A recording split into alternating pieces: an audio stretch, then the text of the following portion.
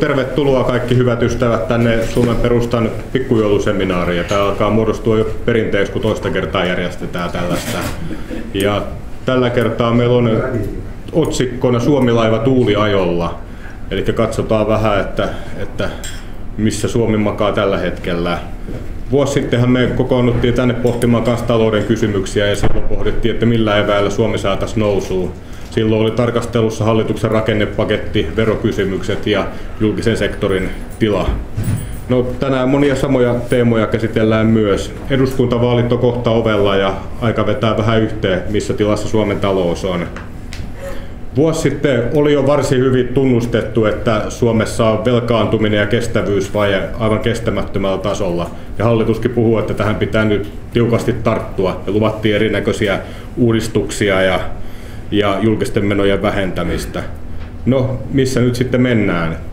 Kuntauudistuksesta on paljon puhuttu, mutta kuntia yhdistämällä ei ole mitään hallintoa saatu karsittua, kun siellä on ylipitkät irtisanomisajat. Ja ylipäätäänkin tämä koko kuntauudistusjuttu vähän tuntuu siltä, että yritetään piilotella sitä oikeaa ongelmaa, että pitäisi vähentää julkisia menoja ja yritetään selittää, että hallinnollisilla uudistuksilla saataisiin oikeasti jotain muutettua. No, viime vuonna puhuttiin paljon ja nytkin kuntien tehtävien karsimisesta. No, kunnissa vieläkin odotellaan näitä karsimisia, ei ole kuulunut.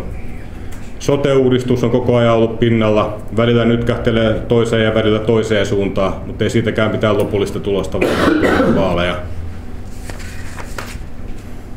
Ja mikä kaikkein tärkeintä, valtion menojen karsiminen. Suomen Kuvalehti joku aika sitten ruoti aihetta ja siinä todettiin, että suuressa mittakaavassa valtion menojen vähentäminen, niin se on tällainen projekti, joka on aloittamista valmis. Eli ei sielläkään ole muuta kuin puhuttu.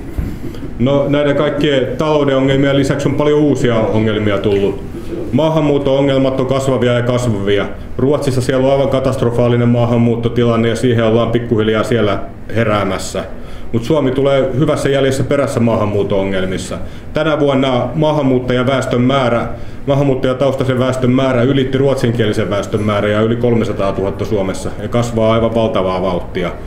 Joten tähän on kanssa asia, mihin täytyy puuttua. Ja Suomen Perustan ajatuspajakin tulee useammassa eri julkaisussa ensi vuonna keskittyvään maahanmuuttotilanteeseen. No, tänä vuonna varmaan toi Ukrainan tilanne on semmoinen, mikä on myös noussut pinnalle ja se on luonut levottomuutta koko Eurooppaa ja myös Suomen taloudelle näiden Venäjä-pakotteiden muodossa. No, hallituksessa jos puhutaan, niin hallitus aloitti sixpackinä, mutta matkan varrella on tänä vuonna 2 hallitusta tippunut ja pääministerikin on vaihtunut matkan varrella, joten ei sielläkään ole vahvasti nyt mennyt. Ja koko tilannetta kun katsoo, niin tosiaan voi päätellä, että Suomi-laiva tuntuu olevan ihan tuuliajolla.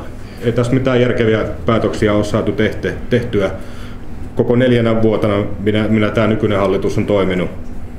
Ja tänään me perehdytään näihin kysymyksiin 4 alustuksen voimin.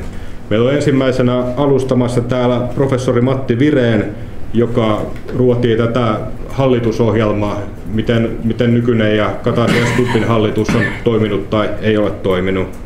Meillä on toisena esitelmöitsijänä Pauli Vahtera ja hän kertoo julkisen talouden tilasta.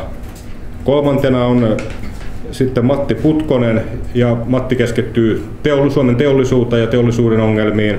Ja viimeisenä sitten ajankohtaisesta ulkopoliittisesta tilanteesta luennoi Arto Luukkanen, Venäjän tutkija ja Helsingin yliopiston dosentti.